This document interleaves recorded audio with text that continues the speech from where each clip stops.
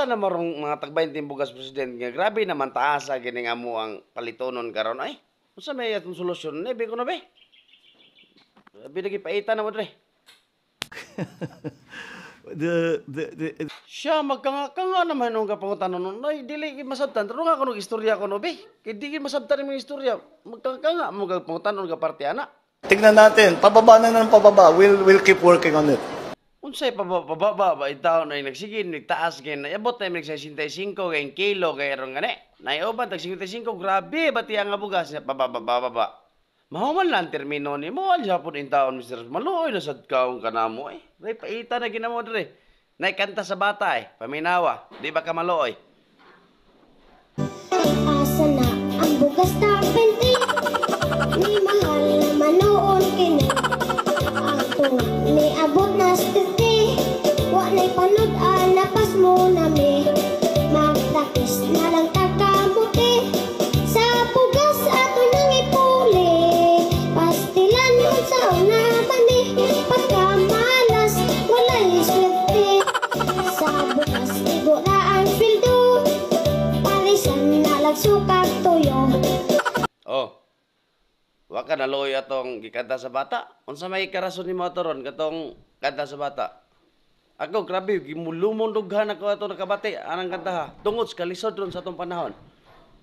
Biko na yung ka unsa may imong kapo kana? I don't know. We'll see.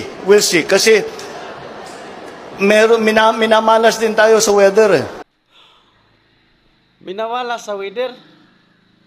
Oh, minamalas, naabtag malas, pero grabe paita na Mr. President. Ay. Kay nagsalig sad ba may mga Pilipino nga atong gisaad nimo sa imong camping nya. Abot na lang tag 20 ang bugas. Karon hinsamot na mahinom mikalisod in taon ani Mr. President.